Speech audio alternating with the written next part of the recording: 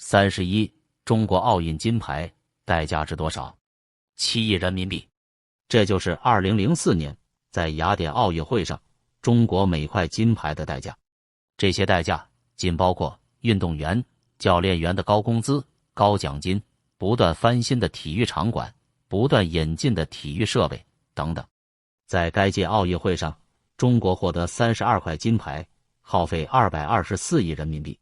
这一天文数字相当于400万大学生1年所需的费用。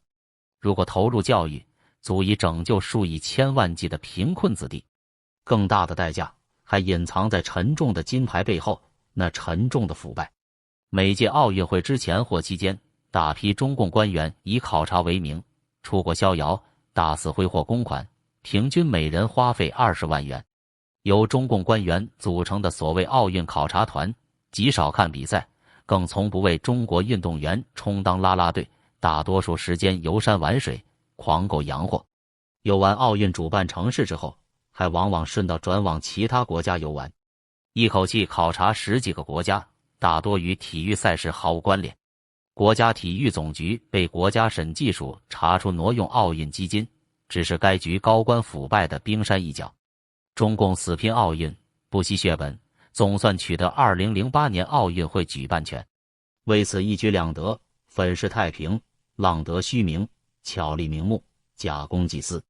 北京奥运会成为中共贪官弄权自肥的天赐良机，大量体育工程足供他们捞尽油水。因为分赃不均和权力斗争，若干北京市领导先后落马，当局还置大量海归人员不用，计划派出至少10万名官员前往英国，从英文开始全面进修培训，为此不惜耗资30亿人民币，让各级官员大开洋荤。中共罔顾国计民生，为奥运撒钱，不过是效法当年的纳粹德国，用奥运会的光环来装点门面，转移国内矛盾焦点，掩盖其对内迫害、对外威胁的恶劣本质。32. 神舟飞船意何在？中共大肆吹嘘神舟号系列飞船，不明真相者以为成就巨大。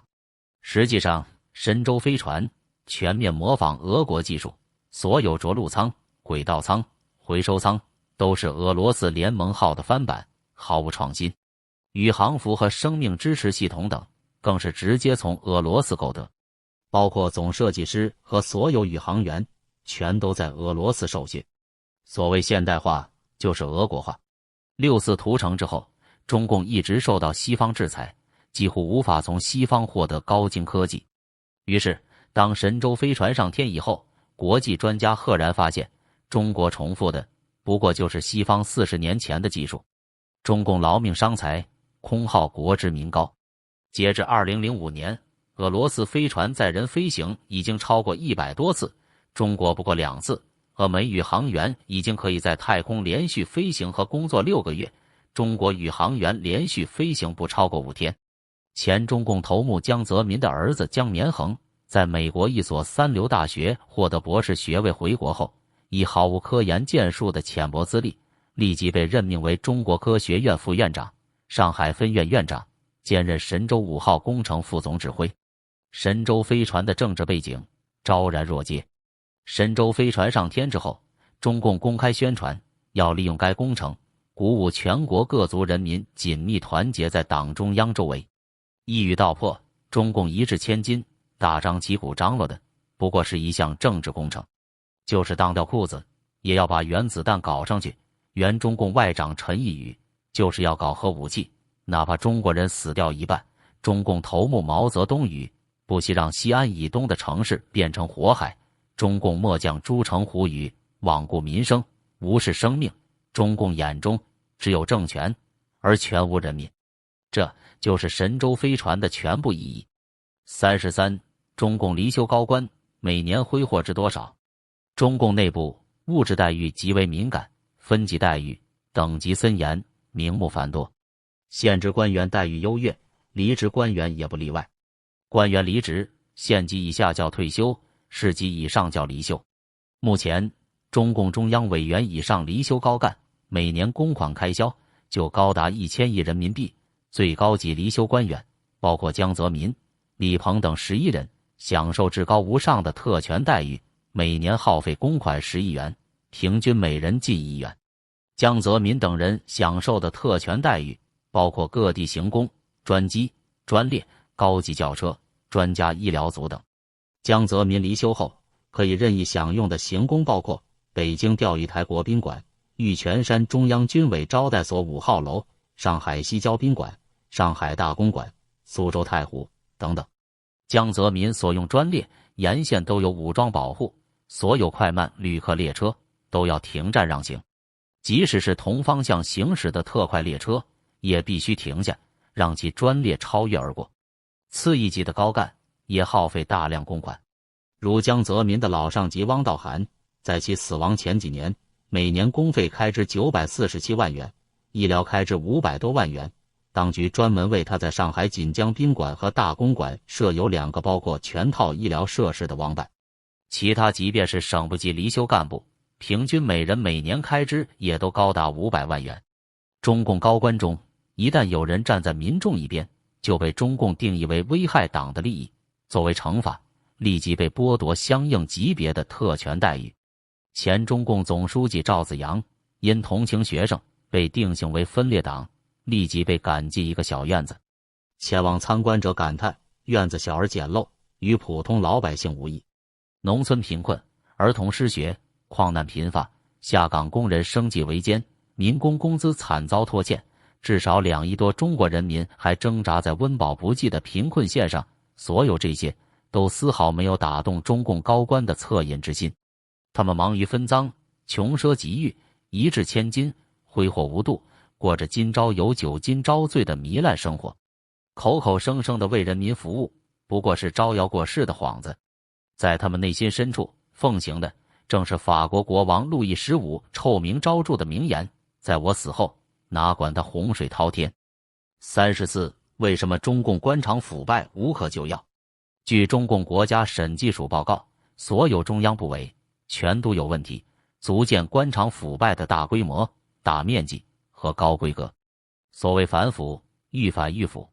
民间流行一个比方，让中共大小官员排队，如果朝他们每人开一枪，肯定有冤枉的；如果隔一个开一枪，肯定有漏网的。有人说，即便民主国家也还存在腐败。如果说某种腐败来自人性的贪欲，即便再过1万年，还可能存在于人类。在民主国家，人性的贪欲受到制度的强力约束，因而腐败案件数量极少，比例极低，通常在1%以下，而中国官场腐败率却高达95%以上。量变带来质变，在中国，人性的贪欲得到制度性的张扬，变成制度性的腐败，这便是专制与民主国家监制的差别。透明国际发布报告，中国清廉指数连年仅为3.4分左右，与叙利亚等国并列，排在世界第70多位，属于重度腐败国家。中共贪官的名言是：共产党迟早晚晚得准备一条后路。这类大实话准确诠释了中共贪官飞蛾扑火般将腐败进行到底的行为心理。排斥透明与公开，拒绝监督与制衡的一党专制制度，为官场腐败打开了方便之门。有限的资源朝权力倾斜，不断为强者洗劫、瓜分，造成富者愈富、贫者愈贫，或者越靠近权力越富，越远离权力越穷。可以断言，只要制度不改，人治不废，中共官场腐败就无可救药。35. 为什么中国富豪大都锒铛入狱？每当美国福布斯杂志公布中国富豪榜，人们不久就发现，这些树大招风的人物纷纷从座上宾变成了阶下囚。先富起来等于先不起来。在这个长长的囚犯榜上，挤满了名列前茅的富豪：牟启中、杨斌、袁宝景、周正义、俞作敏、刘晓庆、李经纬、胡志标、陈凯、张海等等，还没有算上那些亡命天涯的，如杨荣、赖昌星等。中国富豪榜成了一个不折不扣的囚犯榜。1989年，中共血腥镇压民主运动期间，一个鼎鼎大名的富豪责备学生太过分，耽误了他做生意，因而支持政府镇压。此人就是当时的中国首富牟启中。1999年，牟启中以诈骗罪入狱，被判无期徒刑。正是他当年举双手支持的那个政府，10年后又把他送进了监狱。人治的要害就在这里，政策变来变去，今天你是合法的，明天你就是非法的。自以为精明的牟启中，竟不明白一个极其简单又浅显的道理：没有政治上的权利，就没有经济上的权利；没有健全的民主与法治，就没有发财致富的长远保障。近30年的改革开放，将一干贪官与奸商培植成先富起来的少数人，尤其3个代表理论出笼后，官商合谋，沆瀣一气，携手致富，更行登峰造极。然而政策一变，权争一起，他们顿时沦为牺牲品。今日座上宾，明日阶下囚。中国富豪们的下场，证明在集权与人治的环境里，所有发家致富都不过是黄粱一梦，所有荣华富贵都不过是过眼云烟。搭载于一艘即将沉没的巨轮，覆灭的结局可想而知。36. 中国民众负担有多重？教育昂贵，医疗昂贵，住房昂贵，成为压在中国人民头上的新3座大山。而在这3座大山之上，还有更大的大山，其重量超过3座大山的总和，那便是中国民众被迫养活的中共庞大官僚集团。党领导一切，党指挥枪，在这类口号下，中国成为一个不折不扣的党国。上到中央，下到基层，所有机构都重叠设置党政2套班子，连军队、公检法、企业以至于大中小学都不例外。仅为养活中共党政2套班子，中国民众就要承受相当于他国民众2倍的负担。更何况中共自己承认不止2套班子，而是5套班子。西汉时人口稀少，但每8000个老百姓才养活一个官。如今的人民共和国人口众多，但每26个老百姓就要养活一个官，何者为名副其实的封建剥削社会？一目了然。在解决组织问题的利益驱使下，中共党员人数继续膨胀。仅从1997到2002年5年间，中共党员人数就暴涨了近600万，达到6635.5万人，相当于或超过世界上一些大国的人口。为了养肥这些多如牛毛的寄生虫和吸血鬼，中国民众被迫用自己的血与汗承受堪称世界上和历史上最沉重的负担。每年中共各级官员车马费就达到3000亿，仅此一项就超过中国教育和医疗经费总和，招待费就达到2000亿，出国培训考察费就达到2500亿。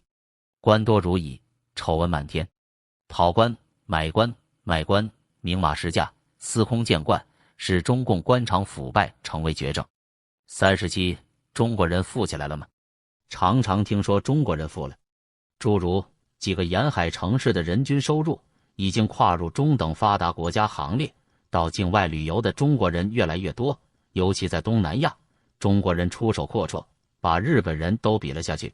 在世界各地赌场，中国人成了主要客源。然而贫困的农民依然构成中国人口的大多数，他们收入极低，负担极重。进城打工的民工工资微薄，且惨遭拖欠，无数民工为讨薪而走上绝路。大量农家子弟失学，并不是传出悲剧，考上大学前后因交不起学费，或孩子卧轨，或母亲上吊，或父亲服毒。中国号称世界最大市场，却一直面临内需不足的尴尬。原来中国人平均消费水平极低，竟低于世界平均消费水平的20%，等同于非洲穷国。中国人不敢花钱，而执着于存钱。况且中共自认的贫困标准远远低于国际标准，且几十年不变，掩盖了大多数中国人贫困的真相。邓小平有言在先，让少数人先富起来。这富起来的少数人便是贪官、奸商以及投靠权贵的社会精英。中共官方统计，中国亿万富豪中90%以上为高干子弟。出国消费的中国人大多是中共党员干部，他们在境外一掷千金，挥霍的要么是公款，要么是直接从老百姓身上搜刮的不义之财。竟至于国内稍稍限制官员到境外赌博，在中国周边国家就有数十家大型赌场应声而垮。正是这些中共贪官，给世界制造了中国人富起来了的假象。38. 中共员外值多少？据毛泽东鲜为人知的故事一书作者张荣举证，中共从建政起就穷兵黩武，为了扩充军功，有意从老百姓口中夺食，明知会大量饿死人，还是大举出口粮食以换取军备。为此下令对粮食想尽一切办法挤出来，以供出口；对肉类压缩国内市场，保证出口。这一政策连同大跃进的瞎胡闹，导致数千万民众被活活饿死。毛泽东时代的中国一贫如洗，外援却高达国家财政总支出的 6.92%， 名列世界榜首。当中国民众大量饿死之际，接受中国粮源的东欧国家却得以取消定量配给制度。同期，中共援助阿尔巴尼亚、印尼、越南、柬埔寨、老挝等国，难以数计，但最后都以翻脸告终。至今，中共外援有增无减。当中国成为第3大粮食出口国的时候，人们发现中国 90% 的外援粮都输送给了朝鲜。事实上，为了支撑金正日政权，中共几乎包养了整个朝鲜，除供应粮食之外，还提供该国所需石油的 70%， 所需燃料的 60%。但朝鲜的首次核试爆选择地点却远离韩国和俄国，而最靠近中国。被中共喂饱的金正日政权直接威胁和损害的竟是中国。迄今，大量中国民众还挣扎在贫困线上，农民负担沉重，民工工资被拖欠，工人失业，儿童失学。民众看病难，上学难，居住难，但中共大笔一挥，就减免了非洲国家所欠中国的大部分债务，柬埔寨所欠中国的全部债务，以及东南亚等国所欠中国的大部分债务。中共罔顾自身国计民生，大量援外，目的只有一个：纠集独裁国家，合组灰色阵营，与文明世界分庭抗礼，迫使文明世界承认中共的强权地位，进而对中共的独裁和暴政保持低调或缄默。如此，中共便可在国内随心所欲，放手镇压，将一党专制进行到底。39. 中国人能否养活自己？中国历来是一个大国，人口历来居于世界榜首。在漫长的历史上，中国曾经出现过饥荒，导致饥荒的原因大多是蝗灾、洪灾、地震、战争等。大多数时期，尤其和平时期，中国民众丰衣足食，没有外援，也无需外援。这说明中国历来自给自足，中国人能够养活自己。在1949年以前的和平时期，中国从未发生因政府行为不当而导致的饥荒。1949年之后，中共执政，在既无外患也无内乱的和平年代，却爆发史无前例的大饥荒，3800万人，另说4300万被活活饿死，超出中国历史上死于饥荒人数的总和，创造了中国历史记录，更打破了世界历史记录。穷兵黩武和大举援外，中共硬是抠尽了老百姓的活命粮。更有甚者，毛泽东鼓吹以阶级斗争为纲，批判唯生产力论，恶意阻挠民众发展经济的愿望。民众仅有的一点私产或自留地，都被当成资本主义的尾巴予以割掉；民众自发的一点小买卖，都被当成投机倒把予以扫除。作为政府公然限制经济发展，中共是历史上的第一，也是唯一。中国沦于一穷二白，中共却借口中国人口太多，难以发展，为自己开脱。毛泽东死后，迫于国内外压力，中共开始恢复生产，接受外援。1979至2006年，中国不得不接受世界粮食计划署连续26年的粮食援助，这也是中国首次和最长一次接受外来粮源。民众逐渐恢复温饱，但贫困人口依然众多。此时，中共却又自我贴金，吹嘘自己了不起，解决了13亿人的吃饭问题。40. 中国人为什么要偷渡？一船接一船的偷渡者，源源不断地从中国海岸驶向美洲、澳洲和欧洲。于是，有了金色冒险号的故事，有了无数偷渡者闷死货柜车厢的故事，以及其他形形色色悲惨离奇的故事。更有名的偷渡、施展隐身术或遁形术，有人组团到了国外，即全团失踪。有人说，美国梦是房子加汽车，而中国梦就是出国，就是出国后的自由。中国人偷渡既有经济原因，也有政治原因。中共执政半个多世纪，前30年所做的都是对中国经济、社会、文化的人为破坏，把整个中国变成人间地狱。之后才做贼心虚地提出以经济建设为中心，表面上似乎也取得了若干发展，准确而言是恢复和弥补，外加变相破坏，但政治上的独裁与高压丝毫未变，老百姓依然被奴役。越南民众曾大量偷渡海外，滞留香港等地，但随着越南启动经济改革1986并取得相当成就后，这一国耻现象就完全消失。反观中国，经济改革比越南早，1978年经济增长比越南快，民众偷渡潮却有增无减，数十年如一日，继续向全世界展现中国特色的国耻。中国民众大举偷渡，不惜代价，甚至甘冒生命危险，释放出强烈的信息：只有逃出中国，才有人过的日子。国外生活未必尽如人意，但中共的倒行逆施早已造成中国民众根深蒂固的迷信，外国的月亮比中国圆。除了偷渡，还有资本和人才外逃。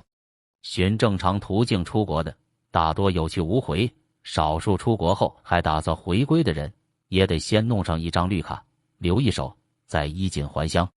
除了普通民众的偷渡和外逃，更有中共大小官员的外逃，他们人手几本护照，早已预留后路，先安排家属在外秘密转移款项，自己则随时准备开溜。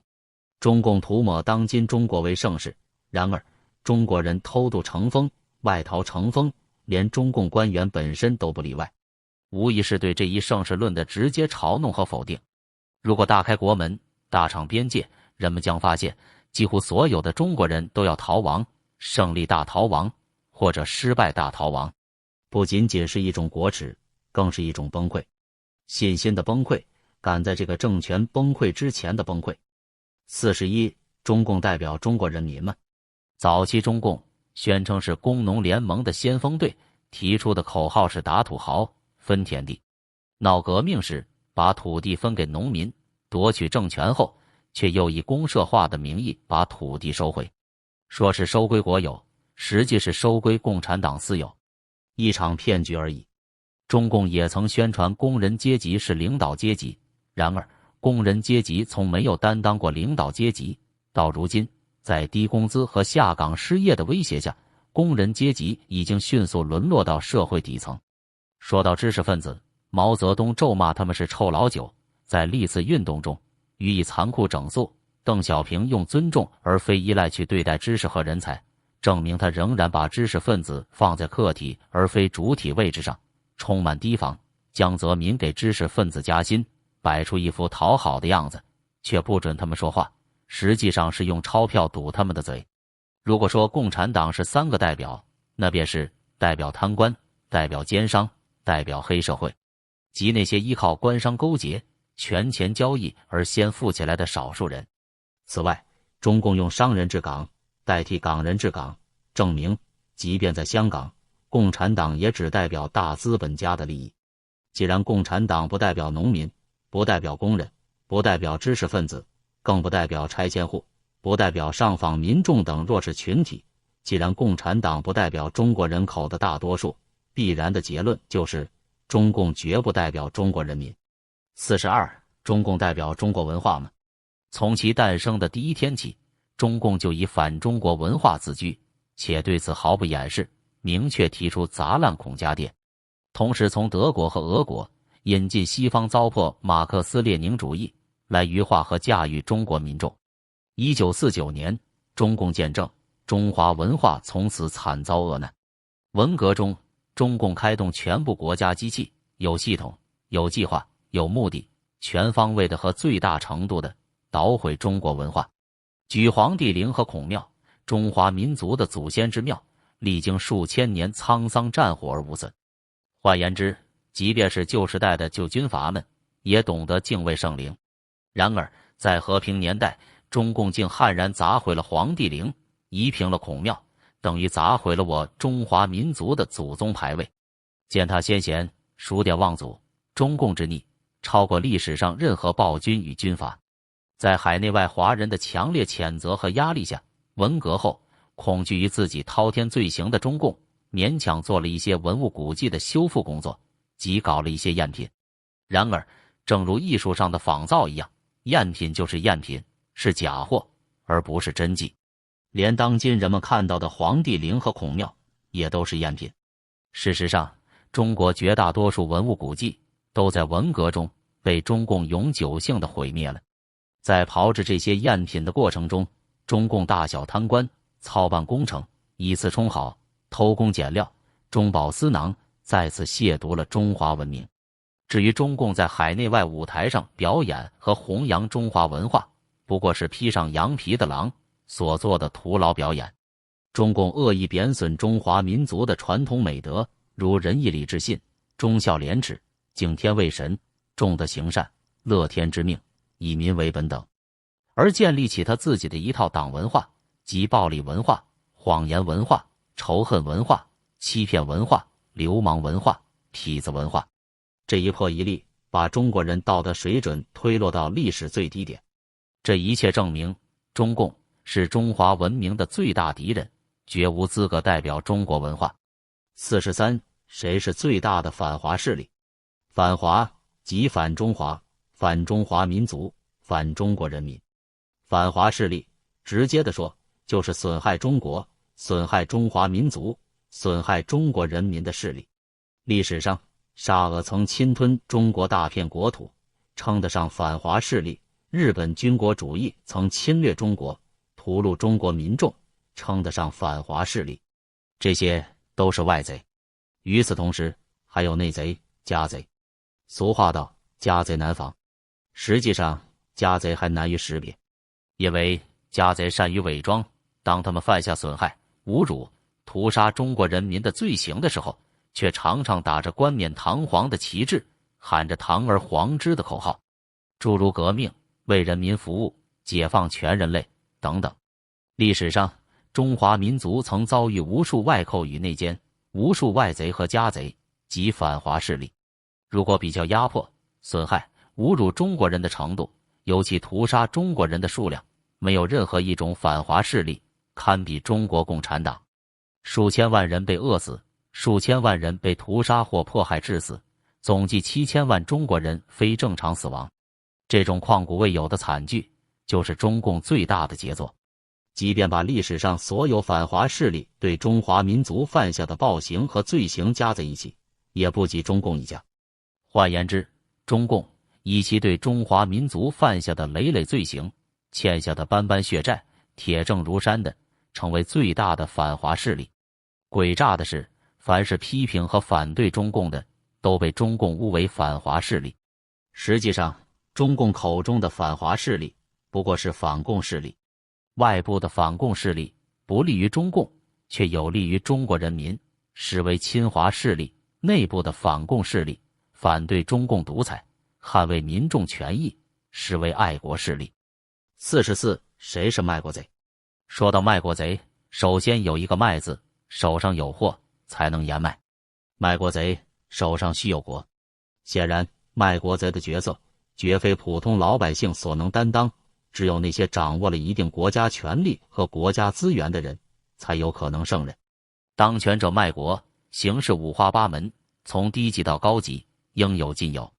官商勾结，低价变卖国营企业，导致国有资产流失，是为卖国；公权私用，垄断国家矿产资源开发权，从中谋取暴利，是为卖国；向外商廉价批发国有土地，谋取回扣，是为卖国；出于一己之私或一党之私，拒绝民主改革，导致监督无效、腐败泛滥、贪官外逃、资金外逃，任由国家蒙受巨大损失，是为卖国。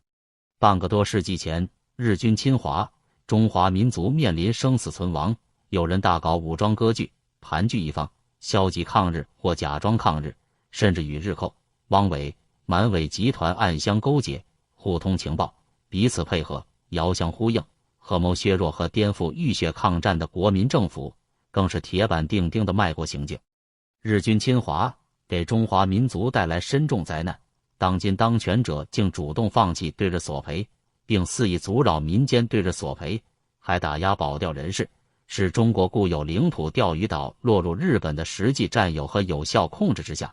近代俄国强占中国大片领土，中国历朝历代当权者都不予承认，当今当权者却以一个接一个的友好条约签字予以承认，划定为永久边界。所有这些都是大半个世纪以来中共当权者及其大小官吏的所作所为。结论不言而喻，中国共产党是不折不扣的卖国贼。45. 谁是爱国者？多数中国人都自认或自称爱国，其中却有真有假。在国内，有人盲目的反美反西方，对抗民主理念，谩骂文明世界，发泄极端民族主义情绪，自称爱国。在海外，有人在中共头目出访时前往摇旗呐喊，鼓噪欢迎，自称爱国。就连中共本身从不间断地迫害和残杀自己的同胞，也自称爱国。在喊得震天价响的爱国口号中，除了中共的假冒，也有普通民众的迷失。单说海外华人，从向往外国到移居外国，不论是自愿还是不自愿，不论是如意还是不如意，导致他们背井离乡的命运之源头，都饱含中共祸国的成分。然而，今日他们中的不少人因爱国心切而误为爱党，因思乡心切而误被统战，因顾及面子追求虚荣而肆意攻击他们寄居并入籍的第二祖国，甚至不惜充当中共间谍，助纣为虐。这种爱国者被人称为爱国贼。亲共与反共基本区别就在于，亲共者爱党，反共者爱国。亲共者为中共政权辩护，反共者为中国人民辩护。亲共者贪图虚荣和钱财，反共者追求真理和良知。主张无产阶级没有祖国的共产党绝对不可能成为爱国者，只可能充当卖国者和叛国者。中共官员临死均反复唠叨要去见马克思，证明不管炎黄还是孔孟，都不是中共官员认同的祖宗，他们的祖宗是外国人。中共早年呼喊保卫苏维埃，后来则大规模迫害、侮辱和屠杀中国同胞，足以证明他们是不折不扣的卖国贼。对比之下，那些忧国忧民、不为暴政、追求民主、主张人民做主和主权在民的反共抗暴人士，才是真正的爱国者。46. 谁是少数人和一小撮？玩弄文字游戏、行使语言暴力，是中共统治的一大法宝。但凡有人批评、谴责、抵制中共，就被中共斥为少数人和一小撮。中共发动了无数次残酷的政治运动，每次运动，中共都打倒、迫害、饿死、监禁、屠杀一批人或者一大批人。反右，成百万人被划成右派或反动分子，受尽迫害，大跃进导致大饥荒，3800万人，另说4300万被活活饿死。文革1亿人遭到迫害，至少数百万人被迫害致死。6·4屠城，中共自己承认，仅在首都市中心就至少屠杀了300多人，迫害法轮功。中共又制造冤魂数千。饥饿、迫害、监禁、屠杀，不管受难人数多少，中共都一律称之为少数人和一小撮。这种睁眼说瞎话，恰恰就是中共统治的厚黑学。每次运动都孤立和针对一个群体，而牢牢拉住或吓住另一些群体，所谓杀鸡儆猴。针对不同群体，中共轮流施展这种杀鸡儆猴的伎俩，一批杀完又轮到另一批，每一批都被孤立地称为少数人和一小撮。中共独裁统治由此得以维持和苟延。然而，让我们把目光转向中共本身。中共党员7000万，占中国人口不过5%；中共军队加武警400万，占中国人口不过3%。不折不扣的少数人和一小撮，恰恰是这狡诈而歹毒的少数人和一小撮玩弄、愚弄、侮辱、迫害了中国民众的大多数。事实上，中国共产党所师从和效法的俄国共产党，就玩弄多数人和少数人的概念，从列宁开始。在早期的俄共内部，列宁把支持自己的一派叫做布尔什维克多数派，把反对自己的一派叫做孟什维克少数派。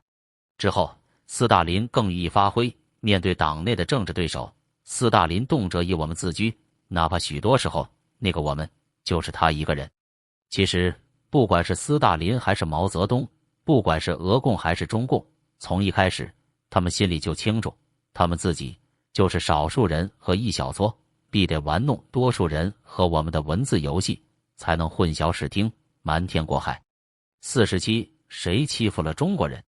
毛泽东大搞核武器，声称为的是不让中国人受欺负，为此不惜从老百姓口中夺粮，把他们活活饿死。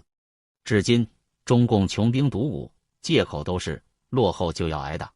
的确，近代史上俄国人、日本人、西方列强等先后入侵中国，就像所有其他被入侵过的民族一样，被入侵的中华民族遭到欺凌和欺负，这是中华民族的耻辱。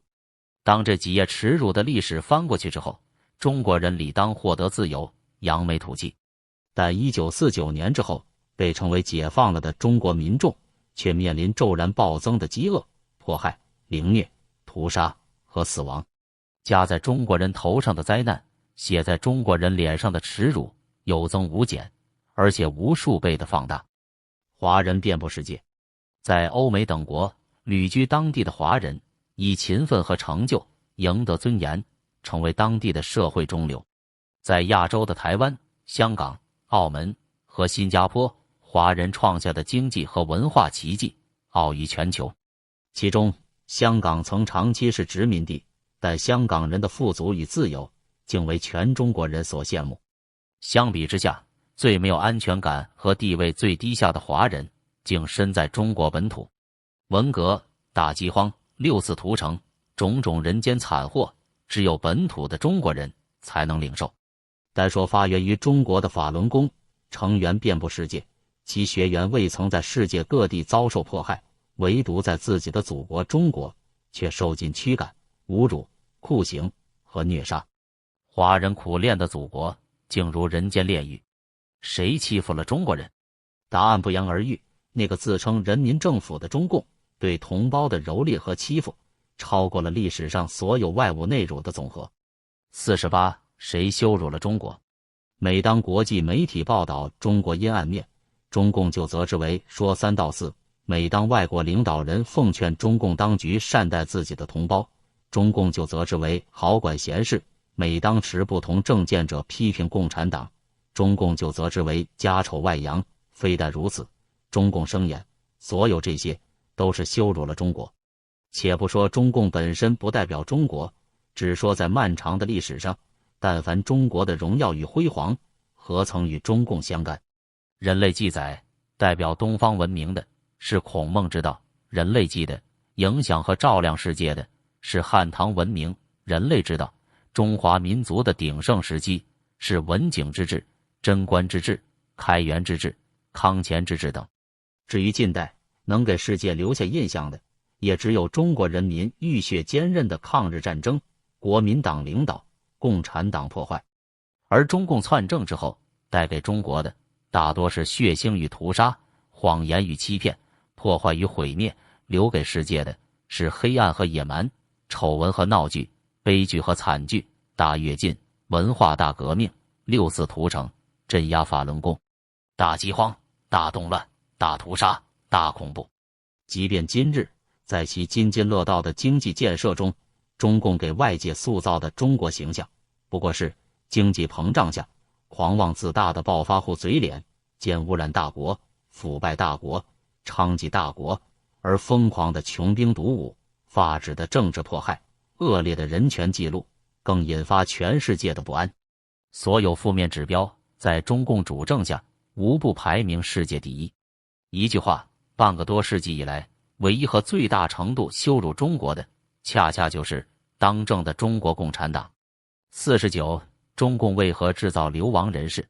将异议人士流放海外，并列入黑名单，不准入境，是专制政权的一贯做法。前苏联曾经于此道。当今世界持这种做法的国家已经极少，中共是继续从事这一行当的极少数政权之一，而且明目张胆。不能回国的中国流亡人士数量创下了世界之最。祖国是国民共同的家园，任何人只要出生和成长在那片土地上，他就是那个国家的天然主人。仅仅因为彼此观点不同，一部分握有权力的人就把另一部分人驱逐或排斥于国门之外，这是公权私用，不仅不合理，而且不合法。即便在中共自己的法律中，也找不到相应的条款来证明此种手段的合法性。中共自知心虚，根本不敢把黑名单之类的做法列入其法律条款。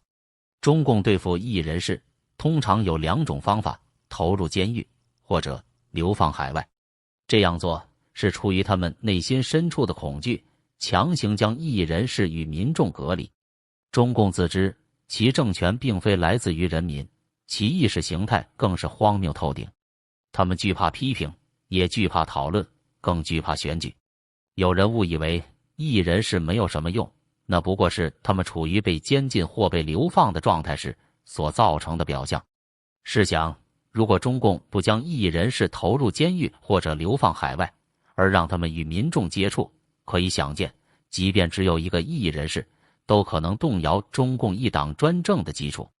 只要这个异议人士到民众中去表达观点，感召同类，与中共展开平等竞争，中共的非法统治便随时可能瓦解。这正是中共的恐惧所在。50. 为什么中国还有政治犯？中共从不承认政治犯这一概念。在中共所谓刑法中，1997年以前对政治犯冠以反革命罪，1997年之后冠以危害国家安全罪。这一改名换姓并无本质区别，只是障眼法，以图混淆视听。前后这两个罪名在中共刑法中都列为第一章。鉴于中共刑法由重到轻排列，显见在中共的观念里，政治犯被视为最严重的一等。这和古代封建专制统治者的概念完全一致，他们一律把谋反或怀疑谋反视为头等大罪或万罪之首。可惜历史的烽烟已经滚过数千年，中共当权者的头脑竟没有丝毫改变。中共不承认政治犯，却不断制造政治犯，范围之广无所不包。对中共持批评者，如民运人士；追求言论自由者，如网友；追求民族自治、捍卫少数民族权益者，如藏、新疆、内蒙古等地活动人士；追求不同宗教信仰者，甚至气功修炼者，如法轮功学员、家庭教会成员等；其他社会活动人士，如维权律师、环保人士等，甚至普通的上访民众，也常常沦为政治犯，遭到监禁和迫害。中共制造政治犯，罪名五花八门，除了反革命罪和颠覆罪，还以间谍罪、泄露国家机密罪、精神病等名义迫害异己，甚至以其他刑事罪名，如经济罪、嫖妓罪或流氓罪等，嫁祸并抹黑政治犯。鉴定一个国家是否文明，有无政治犯，是指标之一。政治犯在世界上绝大多数国家已经绝迹，中国仍是少数几个拥有政治犯的国家之一，而且是拥有政治犯最多的国家。只要中共独裁统治一天不结束，中国民众的抗争就一天也不会停止。为此，中国政治犯就会被源源不断和成千上万地制造出来。仅此一点，足以证明中共把持下的中国何其野蛮，何其黑暗，与文明世界相距遥远。51. 究竟谁反对谁？至今，包括民运人士、宗教信徒、法轮功学员、维权人士等，常遭中共迫害，轻则下狱，重则致死。有天真的民众道：你干嘛要反对共产党？你不反对他，不就没事了吗？事实上，在报纸、电台、电视、公开场合，共产党自由地说话，自由地活动，并没有人妨碍他们，更没有人反对他们的这种自由。但是，共产党却反对别人自由地说话，反对别人自由的活动，甚至反对别人思想。民运人士主张民主，共产党反对他们，故而实施抓捕；宗教信徒供奉上帝，共产党反对他们，故而予以关押；法轮功学员虔诚修炼，共产党反对他们，故而施以迫害。维权人士捍卫自身权益或为民众辩护，运用的甚至就是共产党自己颁布的法律，共产党依然反对他们，故而予以镇压。一句话，任何个人或者团体，只要未经共产党指使或同意，而说了什么或者做了什么，就将遭到共产党的监控、打击，直至残酷迫害。显然，并非民运人士、宗教信徒、法轮功学员、维权人士等反对中共，而是中共反对民运人士、宗教信徒、法轮功学员、维权人士等，只准州官放火，不许百姓点灯。中共信奉的就是这套恶霸哲学。于是，当民众起而抗争，捍卫自己的天赋人权时，中共就大呼别人反对他们了，别人推翻他们了，甚至于别人搞政治了。如此的缺乏信心，如此的心虚，只能证明中共的统治不仅非法，而且脆弱。52. 谁是敌对势力？毛泽东时代的中共热衷于阶级斗争，目的之一是将自己的种种措施及其后果都归结于阶级敌人的破坏。鉴于此法有效，毛总结道：阶级斗争一抓就灵。毛泽东之后的中共不再提阶级斗争，却换上一个新名词——敌对势力，目的依然是将所有矛盾、冲突及其负面后果都归结为敌对势力的破坏。比如，动辄将一些国内矛盾硬说成是外国势力插手。鉴于中共执政并非经由选举，即并非来自民众授权，于是中共上下心怀忐忑，坐卧不安，风声鹤唳，草木皆兵。在他们眼里，处处都是敌对势力，反对他们的是敌对势力，批评他们的是敌对势力，甚至向他们谏言的也是敌对势力。一句话，凡是危及或触及他们既得利益的，就是敌对势力。哪怕有时候这种危及或触及仅仅出自某些中共当权者的想象。无处不在的敌对势力可能是外国人，也可能是中国同胞，中共通称为国内外敌对势力。中共划定敌对势力范围越来越广，民运人士、法轮功学员、宗教人士以及西藏、台湾、新疆、内蒙古等具有自治或独立倾向的部分都被划为敌对势力。甚至于用中共自定的法律维护自身或民众权益的维权人士也被划为敌对势力。可见，正是中共自己与越来越多的民众为敌，与世界潮流为敌。实际上，靠暴力起家，以独裁为本，开历史倒车的中共从来就是文明的天敌。中共本身是全中国人民和全人类的敌对势力。53. 为什么有人不相信罪恶？提到中共的罪恶，如迫害、酷刑、屠杀、摘取人体器官之类，一些人习惯性的疑问：那是真的吗？不太可能吧，很难相信那会是真的。这种疑问不仅让中共逃过谴责，还对真相揭露者构成伤害，仿佛他们在造假。有时候，人们看到罪案报道，某犯接连杀死10几人、几十人，甚至上百人，对杀人犯的行为和动机，正常人难以想象，只得惊呼连连：真的吗？怎么会这样？后来知道杀人犯是变态狂，这才勉强相信。变态吗？什么是干不出来？个体行为的变态容易被识别，但政府行为的变态不仅令人难以识别，而且令人难以置信。那毕竟是一个政府啊！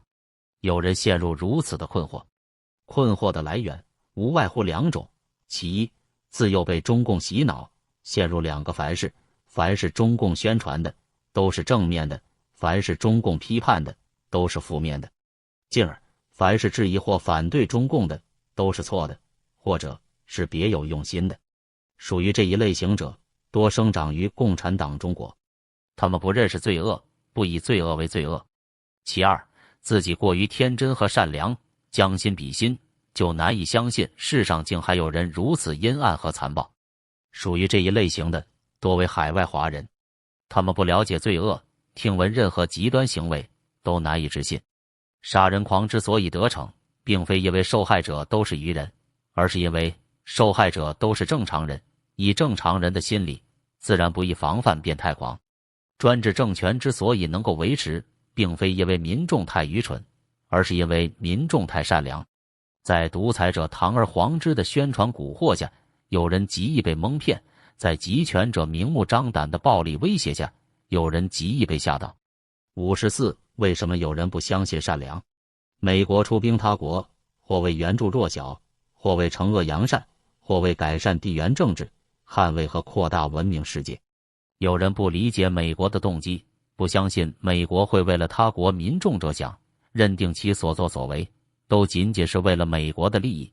且不说，许多时候美国的利益本身与人类的利益一致。美国批评独裁政权恶劣的人权记录，有人不相信美国的善意，认为一概都是虚伪。且不说，事实证明，美国本身就是世界各民族的最大帮助者。为民主而奋斗的人，不时遭人讥笑。有人认为他们太傻、太天真，甚至不相信他们的付出和牺牲是为了民众的自由。古人云：以小人之心夺君子之腹，说的就是这类情形。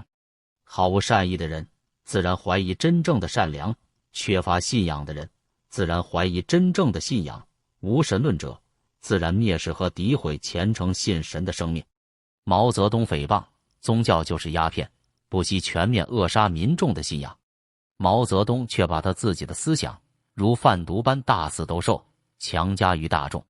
毛泽东不准民众信神，却要民众把他自己当成神，予以盲目崇拜。于是，只有在中共的宣传里，才出现如此荒唐的自相矛盾。刚刚唱了一句从来就没有什么救世主，也不靠神仙皇帝，国际歌，接着就唱出他是人民的大救星。东方红，无神论与盲目崇拜的奇异组合，不仅导致信仰崩溃，而且引发道德崩盘。在许多玩世不恭的中国人眼里，善良成为一个被怀疑甚至被轻蔑的词汇。官场充满腐败和淫秽气息，民间弥漫唯利是图，盛行男盗女娼。光怪陆离的当今中国，呈现的是一派空前的社会怪象和乱象。55. 当今中国为何道德沦丧？当今中国官场腐败，买官卖官，官员淫乱，争包二奶，商场欺诈成性，假冒伪劣满天，社会糜烂，奢靡成风，盗贼风起，警匪一家，世风日下，人心不古。许多人孜孜以求，碌碌而为的唯有一个钱字，一个姓字。有识者扼腕，外国人摇头，中国人好像没有见过钱，中国男人好像没有见过女人。有人以为盗版、假货、纸醉金迷、声色犬马是资本主义的特征。中国刚开始搞资本主义，似乎在所难免。此为大谬不然。鉴于西方从来就有宗教信仰传统，即便在资本主义的早期阶段，普及的宗教情怀也足以约束多数人的行为，不至于极端的唯利是图，不择手段。今日西方文明而多元，人们更不至于沉陷于钱色极端而不能自拔。有人误会，中国人今天的种种陋习和歪风都来自于中国传统文化，此又为大谬不然。中国传统文化中自有其精华，如仁义礼智信，也有其糟粕，如专制独裁愚昧。如果说今日中国社会还有什么传统文化成分，只能是有其糟粕而无其精华。病根与祸源还是在中共。中共大搞无神论，砸烂神位祖牌，等于纵容人们犯罪而无惧天谴。尤其是中共导演文革闹剧，不仅大规模毁灭中华传统文化，而且教唆民众互相揭发，彼此栽赃，互相羞辱，彼此残杀，剥夺了人最基本的自尊心和羞耻心。从此整个社会人性沦丧而兽性泛滥。另外，举凡政治、社会、文化、精神等领域，处处都是中共设置的科研禁区，民众没有更多选择。贫困者固然累于艰难生计，小康或富裕者则几乎只能将所有精力都挥霍于钱、性二字。所谓富贵纵淫欲。56. 中国人不关心政治吗？民主是现代文明国家的基本标志，没有民主的国家无异于野蛮之邦。然而在中国，民主却成为一个艰难的话题。当温饱无着时，有人会说连饭都吃不上，谈什么民主？当温饱之后，有人又会说都有饭吃了，还谈什么民主？前后抵触，自相矛盾，令人啼笑皆非，实在不能自圆其说。有人就干脆说中国人政治。事实上，中国人几乎是最关心政治的一个民族。且不说文革时期政治挂帅，全民狂热，拉帮结派，几乎人人有份。那时连保持中立和旁观都不可能，都会被打成逍遥派和骑墙派。就说今日全民皆上的年代，为数不少的国人，自觉或不自觉的，依然热衷于政治。先富起来的少数人，政治嗅觉极其灵敏。据中共官方统计，中国富豪中近半数为中共党员，那些不是党员的，大部分则都是政协委员。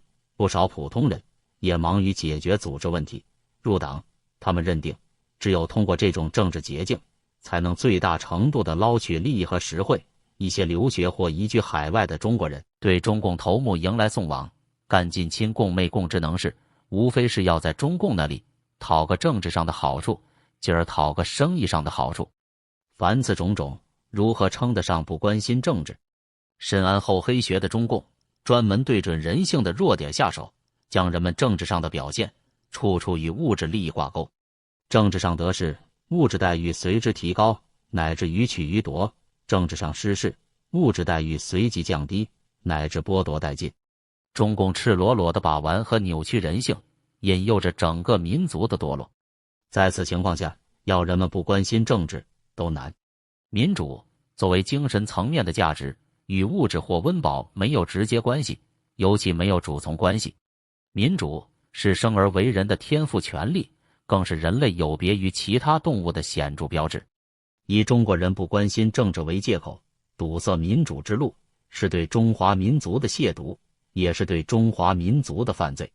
57. 法轮功抗暴是搞政治吗？追求信仰自由的法轮功学员遭到中共无端镇压，残酷迫害，众多法轮功学员被投入监狱，甚至被迫害致死。法轮功奋起抗暴，争人权，反迫害，讲真相，竟被中共污蔑搞政治。一些不明就里的人也附和中共的构陷说辞。法轮功传播真善忍，原本有助于拯救濒临滑坡的中国社会道德，经毛泽东政治挂帅的折腾，中国人丧失原则，明哲保身，相互出卖，自相残杀。经邓小平经济至上的扭曲，全民向前看，拜金主义唯利是图，不择手段，毫无廉耻。法轮功主张真善忍，正好抵消共产党的假恶报。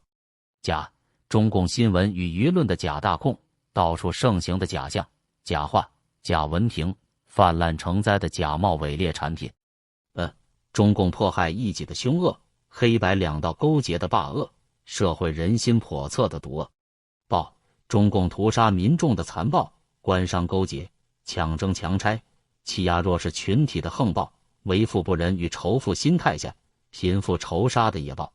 中共打压法轮功，等于继续毒化中华民族，加剧社会道德沦丧。非但如此，镇压法轮功使罪恶累累的中共又欠下一笔天大血债，孽债难逃。在文明国家，政治不过是平民生活的一部分，比如选举与被选举，经常而频繁进行，人手一票，人人平等。行使权利，发表意见，就如衣食住行一般，极其平常。但在中共把持下的中国，政治成了中共极其大小官吏的专利品。一边是和尚打伞，无法无天，毛泽东自况；一边是只许州官放火，不许百姓点灯。中共可以恣意妄为，民众只能逆来顺受；中共可以大开杀戒，民众只能认个认寡。法轮功本来不搞政治，如今坚持信仰，反抗迫害，讲清真相，不过是行使天赋人权，也是正当防卫，与争权夺利、勾心斗角的搞政治，实在是风马牛不相及。比如法轮功发起三退：退党、退团、退队，其意正是劝人不搞政治，而非搞政治。据了解，日益增长的三退人数，并非仅仅指7000万中共现役党员中的退党人数，而是指13亿中国总人口中的三退人数。鉴于大多数中国人曾经入队、入团、入党，人数众多，基数或以10亿计，日增的三退人数自然也数目不小。尽管从中共组织程序上而言，随着年长，他们中的绝大多数已经自动不再是少先队员和共青团员，但法轮功方面的解读是，公开声明退出才能摆脱邪灵受印，真正脱胎换骨。是否如此？常人大可见仁见智。共产党贪欲无度，法轮功清新淡泊；共产党骄横霸道，法轮功谦卑自持；共产党腐败没落，法轮功朝气向上；共产党信仰崩溃，法轮功信念弥坚；共产党倚仗暴力，法轮功以柔克刚。不是从政治上，而是从精神上和道义上，法轮功正成为共产党的最大克星。58. 中共法律有效吗？文明国家制定宪法，须经全民公决，使能生效；制定法律，则须经由民意代表，如国会议员，这些民意代表必须经由民众直接选举产生。中共也制定了所谓宪法和法律，然而这些宪法和法律由中共高层及其御用代理人在小圈子内炮制而成，未经全民公决，未经民意代表，真正由民众选举授权的，属于彻头彻尾的伪宪法，不折不扣的伪法律。未经民意的立法，属于中共的家法，于国于民完全无效。未经民众授权的执法，属于私设公堂，动用私刑。非但如此，随意抓捕、超期羁押、刑讯逼供、秘密审判，中共本身无视法律概念，更没有法律界限。文革期间，中共甚至自毁其公检法，以所谓公安6条取代他所有的法律条款，上行下效，中国人目无法纪。发展至今，中国沦为世界上犯罪率最高的国家之一。时至今日，中共法律走进过场，做进文章，依然形同虚设。每当中外人士质问中共的人权迫害，中共就推出标准答案：我们的宪法保障人权。只空谈宪法或法律，而必谈实际的执法恶状，犹如一纸包火。说到底，中国至今还是一个人治的，而非法治的国家。中共的所谓依法治国，不过是欺世盗名。立法者违法，执法者犯法，对中共而言是家常便饭。解说维权人士，他们不过是用中共自定的法律来维护民众的权益，竟被中共划为敌对势力，列为第6大打击对象。既然中共本身都不承认，也无意遵守其自定的法律，而使之无效，广大民众又岂有遵守的义务？59. 只要我过得好就行了吗？不讲原则，明哲保身，西瓜微大边，是许多中国人的处世之道，并自以为聪明。面对一波又一波中国同胞遭受中共迫害的事实，不少中国人抱以犬儒主义的姿态，视而不见，听而不闻，处而不觉，甚至满不在乎地表示只要我过得好就行了。这种态度尤其普遍地存在于既得利益群体，如公务员、商人、白领阶层以及被高薪收买的知识分子。然而，人类共处的世界彼此联系而密切相关，只要他人过不好，你就可能过不好。比如，你生活在中国，受害于污染的空气和水质，那是中共长期无视环境保护，甚至人为破坏生态的后果。又比如，你行走在中国大地，时而遭遇粗鲁甚至威胁性的待遇，那是中共以人治耽误法治，人为践踏道德良知的后果。再比如，你原本过着平静的日子，与世无争，突如其来的，你的房子或土地被征收，没有商量，没有讨价还价的余地，就在强行拆迁和暴力拆迁的恐怖中失去了美好家园。那是因为你的权利早已被剥夺，你的命运掌握在权贵的手中。有人不甘宰割，奋起捍卫天赋人权，并为之付出沉重代价。环保人士被抓，维权人士被捕，上访人士被殴打，其实他们争取的不仅仅是他们的权利，也是我们的权利，也是你们的权利。他们、我们、你们本无区别。德国牧师马丁·涅穆勒曾经是纳粹的支持者，后来又成为纳粹的迫害对象。他有一段经典的忏悔，足供后人深思和借鉴。一开始，他们纳粹追杀犹太人，但我不是犹太人，因此我没有反对。然后他们追杀天主教徒，但我不是天主教徒，因此我仍然没有反对。再后来，他们追杀工会分子，但我不是工会成员，因此我还是没有反对。最后，他们冲我而来，但已经没有多少人可以留下来反对了。60. 为什么有些中国人满足现状？最近几十年，中国经济取得一定发展，市为恢复，民众生活得到一些改善。相对于激进年代，有人为此产生自豪感，陶醉于强国梦，这本无可厚非。然而，有些民众因为自己满足于现状，而反感和抵制所有对中共政权的批评，则不免迷失。反右、大跃进、大饥荒、文革，一波波人间浩劫，导致经济崩溃，国力衰落，饿殍遍野。中共对中国进行了有计划、有系统、有组织的长达30年的破坏，把中华民族的生存状态推落到历史的最低点。拿现状与这种历史的最低点比较，有人就产生了满足感。这是一种心理反差，来自于中共当局的蓄意制造。一方面，为了防范人民清算，中共封杀历史，制造遗忘，要求民众向前看；另一方面，却拿现在的经济成就处处与文革或大跃进时期相对照，无意间让民众朝后看，往后比，营造进步的假象。中共严酷压制民众，后来略加松绑。劫后余生的民众中，部分人竟然对中共感恩涕零，不过是患上了斯德哥尔摩综合症，人质爱上了绑匪。而中共所谓中国人权处于历史上最好的时期，则犹如匪徒将人洗劫一空后，再随便丢给受害人几块钱，就声称受害人处于最好时期。中共欺人，部分民众自欺，如此而已。没有历史长河中的纵向比较，也没有世界空间里的横向比较，比较的范围仅仅局限于过去的半个多世纪。对中共来说，是他自己跟自己做比较；对一些民众而言，是拿他们短短人生中的前后经历做比较。由此得到的心理反差，就是部分中国人满足现状的由来。61. 为什么中共统治能够维持至今？中共坏事做绝，天良丧尽。许多人疑问，这样一个劣迹斑斑、血债累累的政权，何以能够维持至今？首先看中共方面，中共起家和维持主要依靠2件法宝：枪杆子和笔杆子。前者就是军队、警察、监狱，就是暴力；后者就是宣传、舆论、媒体，就是谎言。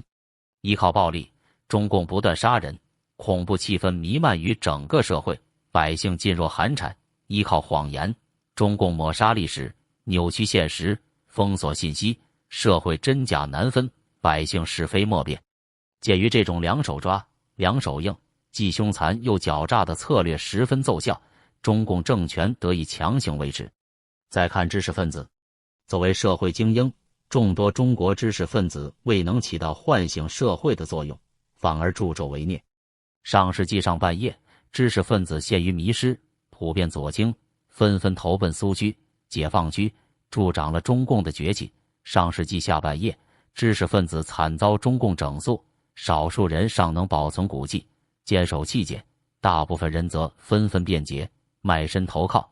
1989年之后，中共对知识分子以力相诱，在纸醉金迷的现实面前，知识分子大不沉沦，抛弃理想和原则，放弃监督与批评，甚至为中共独裁充当辩护士，共同守护既得利益。中国精英阶层的整体堕落，是中共统治得以维持的重要原因。换言之，除了少数始终保存骨气、坚守气节的知识分子之外，众多中国知识分子画下了从迷失、变节到同流合污的堕落轨迹。这条轨迹也恰恰写照了中共政权得以一再加固的路线图。至于那些对共产党不断抱以天真幻想的知识分子，无意间也帮了中共的大忙，让民众在虚幻中蹉跎。再看普通大众，中国民众经历了极权主义3阶段。美国社会学家欧文豪的总结：其一，乌托邦，令人心醉神迷的天堂理想，诱发狂热，50年代大跃进；其二，狂热导致的大破坏、大恐怖，制造人间地狱，60年代文革；其三，狂热与恐怖耗尽，人们变得玩世不恭，看透一切，政治冷感，90年代已降，改革开放，唯钱至上。普通大众的恐惧、愚昧与冷漠，也使中共统治得以维持至今。62，国家稳定靠镇压才能维持吗？中共镇压民众从未停止，还强词夺理道是为了维持国家稳定。有人受了愚弄，也以为中国这么大，人口这么多，不镇压怎么维持？竟认定不镇压就会天下大乱。让我们回顾滚河与治水的典故。古时水灾频仍，尧帝任用鲧治水，鲧用拦截和堵塞之法治水9年，毫无功效，水恶依旧。舜帝继位，任用禹治水，禹用疏导之法劈山凿壁，让洪水宣泄，水患终于平息。人们常把民意比喻为水，称谁可载舟，亦可覆舟。治水有2种办法，治国也有2种办法。文明国家任民意抒发，集思广益，总体而言，国泰民安，国富民强，这是大禹疏导之法。独裁政权为民如虎，压制民意，封锁信息，积累天怒人怨，酿造社会冲突。人们因于恐惧，敢怒而不敢言，而一旦爆发，则如洪水滔天。这是鱼滚堵截之法。统治者的本领绝非恐吓和镇压。真正有智慧有能力的领导人，靠竞选上台，依监督执政，在重重考验下，既奋发作为，又谨慎修行，既能发展经济，又能焕新政治，既能广开言路，又能维持安定。只有那些无德无能的统治者，才既贪恋权力，又怯于承担责任，视民意为洪水，惶惶不可终日，故而张牙舞爪，做事吓人，以掩盖内心的虚弱和恐惧。63，稳定能够压倒一切吗？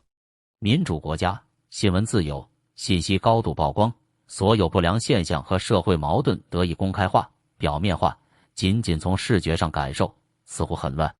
然而，恰恰是这种曝光，这种由媒体呈现的乱象，使民怨得以宣泄，民意各获归宿，冲突得以避免，社会因而具有高度稳定性。中共宣扬稳定压倒一切，他声言的社会稳定，其实是政权稳定。放眼中国社会，到处都是矛盾、冲突与仇恨，贫富悬殊，仇富心态弥漫，上访群众的冤屈，拆迁户的血泪，失地农民的愤怒不一而举，民众抗争不断，烽烟四起。连中共当局自己的统计都显示，群体性抗争事件急剧上升，从每年6万多起上升到7万多起、8万多起，乃至于更高。这还是在大量内幕被中共国家机器严密遮掩的情况下。如果全面曝光，人们可以看到，中国社会一直处于动乱之中，极不稳定，遍地干柴，随时可能燃起烈火。民主国家，人手一张选票，定期选举，人民掂量自身利益，寻找自身利益代言人，官员被换来换去，看上去政权很不稳定。然而社会稳定，在专制国家，人民被剥夺选举权利，当权者乾坤独断，把持既得利益，看上去政权稳定，但社会极不稳定。有人以为中共似乎能够维持稳定，进而维持现状。然而中共劣迹斑斑，罄竹难书，统治愈长，罪孽愈深。中共没有未来，因为它抹杀不了历史。表面上的政权稳定只是暂时，况且政权稳定不可能压倒一切。比如它压不倒因官场腐败而积压的民怨，它压不倒因集权迫害而引发的民愤，它压不倒因渴望自由而汇集的民心。一句话，没有民主与自由，就不可能保持真正的稳定。64，如何看待中共的权力斗争？从建党之日起，权力斗争就一直伴随着中共。这种权力斗争的激烈程度，在许多时候表现为彼此陷害和仇杀，如毛泽东屠杀10万红军、AB 团，灭绝西路军和坑害新四军，以及下毒王明、虐杀刘少奇等。残酷而惨烈的权力斗争，乃是由中共的独裁性和野蛮性所决定的。中共权力斗争以各种名目进行，早期以路线斗争为名，后期又以改革或反腐为名，在各种冠冕堂皇的旗号下，目的只有一个：最大程度的攫取权力和不顾一切的固守权力。中共权力斗争常常放大为巨大祸害，转嫁给无辜大众。比如毛泽东为了打倒刘少奇等党内政敌，不惜发动全国范围的文化大革命，令整个民族卷入疯狂，整个国家陷入浩劫。又比如邓小平等元老为了死守权力，不惜逾越党章，超越宪法，先后强行罢黜总书记胡耀邦和赵紫阳，最后不惜制造震惊世界的6·4大屠杀。截至文革，中共官员和党员死于自家人之手的人数超过死于敌方之手，包括战争的人数。仅此一点，足以证明中共的黑暗和残酷本质。要结束中共的权力斗争，以及由此带给国家和民族的灾难，出路只有一条：结束中共一党专制，将全部权力置于社会曝光和民众监督之下。65. 如何解读为人民服务？凡是打着人民的招牌，是共产党的一大发明。人民一词从苏共开始，苏共领导人自称人民委员，到了中共那里，人民被发挥到极致。人民共和国、人民政府、人民公仆、人民军队、人民公社、人民法院、人民检察院、人民银行、人民币等等招牌应有尽有。在人民的招牌下，绝无人民。说挂羊头卖狗肉还嫌太轻，名称与内容完全相反，等于反话正说。比如中共自定国名为中华人民共和国，实质上没有人民，没有共和，甚至于连中华都没有。中共当政时期，中华文明、文化、文物遭到前所未有的毁灭。中共本身信奉马列洋教，换言之，这一国名本身就是由3个谎言组成的一个天大谎言。为人民服务是毛泽东的发明，是中共的又一大谎言。毛泽东和中共的所作所为，明明是歧视人民、压榨人民、迫害人民、屠杀人民，哪里有服务可言？不论战争年代还是和平时期，从充军打仗到民工之前，从私有变国有，到粮食换军备，从牺牲农业到积累军功，从官商勾结到贫富悬殊，人民见证的不是中共为人民服务，而是人民为中共服务，甚至一度只为毛泽东一人服务。无数天灾人祸也证明，这个自称为人民服务的政权，既没有为人民服务的机制，也没有为人民服务的能力，更没有为人民服务的态度。在每一场灾难发生的前、中、后各个阶段，中共都淋漓尽致地表现出其无视生命、怠慢生命、草菅人命的冷血本性。对中共而言，任何时候保住权力都是其压倒一切的最高利益，这一利益与人民的利益截然对立。66. 什么是中国特色的社会主义？中共宣称自己搞的是社会主义，却从不具备社会主义的基本特征，诸如公有制、社会福利、工农大众当家作主等等。国营企业不过是中共官员洗劫国有资源的合法招牌，社会福利仅仅是属于各级官员、公务员和部队官兵的垄断利益，占人口多数的工农大众没有地位，没有福利，陷入绝对贫困。如果说是社会主义，这是最坏的社会主义。官商勾结、权钱交易，中共贪官是市场经济的天敌和祸乱之源。物欲横流，唯利是图，无商不奸，假货泛滥，人心不古，世风日下，社会道德彻底崩盘。这一切都是在中共的刻意诱导和恶意教唆之下。如果说是资本主义，这是最坏的资本主义。思想上专制，精神上奴役，政治上独裁，肉体上灭绝，中共迷信的不过是谎言、暴力和仇恨。这是彻头彻尾的封建主义，而且是最坏的封建主义。在中国漫长的封建专制历史上，有的是爱民如子的明君和精忠报国的贤臣，却没有一个朝代比得上20至21世纪的中共，随时高举的枪杆子，随处可见的文字狱，铺天盖地的谎言，无孔不入的特务，恶法酷刑，无所不用其极。最虚伪的社会主义，加最肮脏的资本主义，再加最血淋淋的封建主义，这一总和就是中共所谓中国特色的社会主义。一个不伦不类的名词，无非要掩耳盗铃，欺世盗名，招摇撞骗，挂羊头卖狗肉。67是现代化，还是伪现代化？当代中国经济增长与民众物质生活改善，是相对于大饥荒和文革时期的历史最低点而言。说到一个国家的发展，必是全方位的，包括经济增长、政治清明、社会进步、艺术丰富和文化多元。当今中国只有经济改革，却没有政治改革与社会变迁，仅仅是增长，而不是发展，或者说仅仅是恢复，而不是发展。说到一个国家的现代化，也必是全方位的，包括经济的现代化和制度的现代化，物质的现代化和精神的现代化，硬件、环境的现代化和软件、人文的现代化。当今中国物质过剩，却精神贫乏；经济膨胀，却制度腐朽；高楼林立，却贫富悬殊；社会风气败坏，官场腐败泛滥，物欲横流，人欲横流，肉欲横流。中国社会非但没有进步，反而倒退到北宋西门庆时代，再现《金瓶梅》式的糜烂。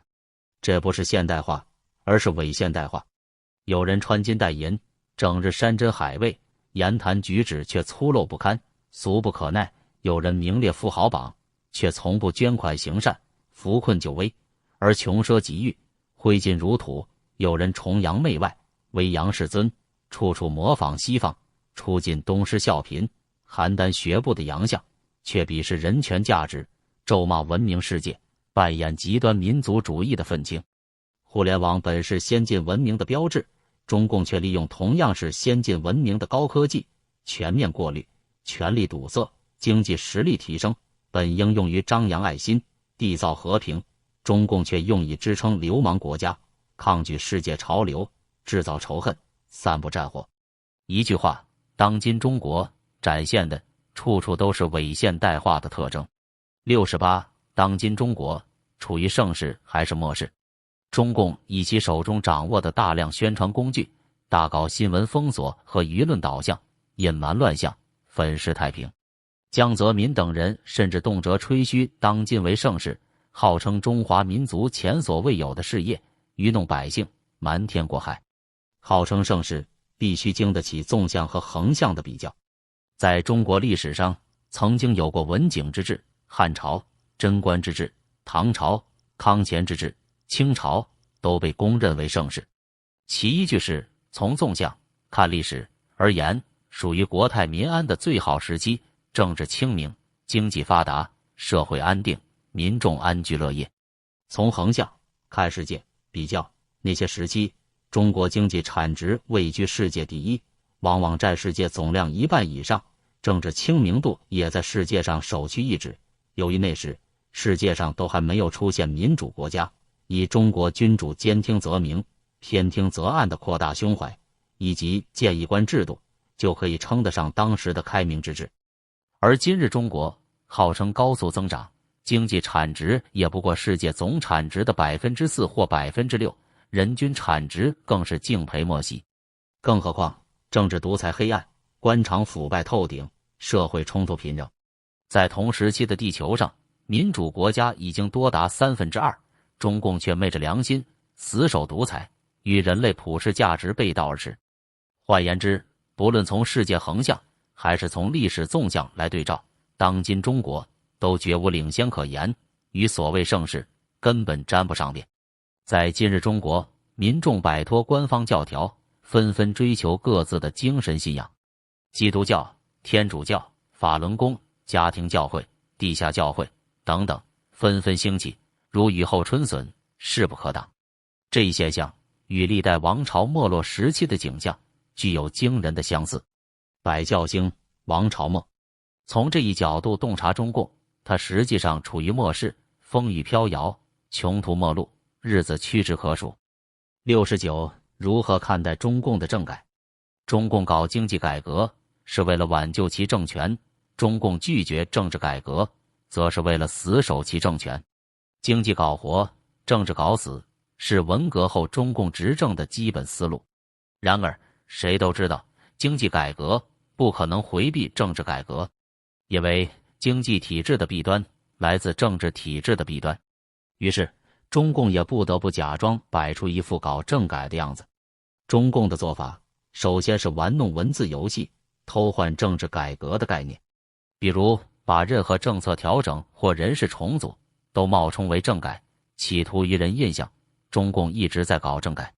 其次，组织御用文人，时不时来一篇文章或者炮制一部电视剧，制造政改即将开始的假象，激人想象，吊人胃口。唯只说不练，雷声大，雨点小。空谈之间，中共政权之稳定暗度陈仓又一年。再次，当内外压力越来越大，中共实在推不过去时，就玩起了卖牛步的招数，说他没有改，也似乎今年改一条，明年改一条，或签署一个国际公约，或废止一条国内恶法，说他在改，却又是换汤不换药，或者有承诺没动作，或如老牛拉破车，出奇的慢，更散播慢慢来的催眠曲，让人们沉沦在对中共第3代、第4代、第5代乃至第 N 代领导核心的循环奢望和失望中，渐渐的麻木，失去对年轮的知觉。兵不厌诈，崇尚厚黑学的中共深谙此道。实际上，根据中共中央党校的调查，绝大部分中共官员对政改不感兴趣。这是因为在邓小平理论下，中共官僚集团早已崛起为先富起来的少数人，为了保守既得利益，他们顽固抵御政治改革，而且他们也积蓄了足够的财富，有能力抵御政治改革。说到卖牛步，中共照搬的不过是满清的套路。晚清时代，清廷曾高唱君主立宪，却反反复复，百般拖延。今年酝酿立宪，明年预备立宪，今年派员出洋考察，后年又说推迟立宪。今日中共效法清廷，邯郸学步，学的是牛步，用以对付当今政改呼声。中共自以为得计，却不知清廷故意卖牛步，竟为革命洪流所席卷。中共故意卖牛步，似乎要坐等另一场革命。毕竟形势比人强。中共谈民主，更多的是争夺对民主这个词汇的话语权。其用意是，与其让你们去谈民主，不如让我们来谈民主，说是普世价值，到了我中共这里，都可以叫做中国特色。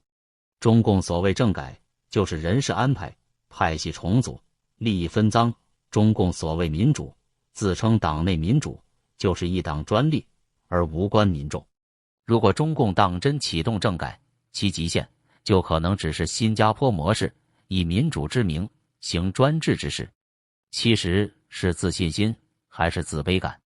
每逢中共领导人出访，中共驻外使领馆都奉命组织当地华人前往迎接，制造热烈欢迎的场面。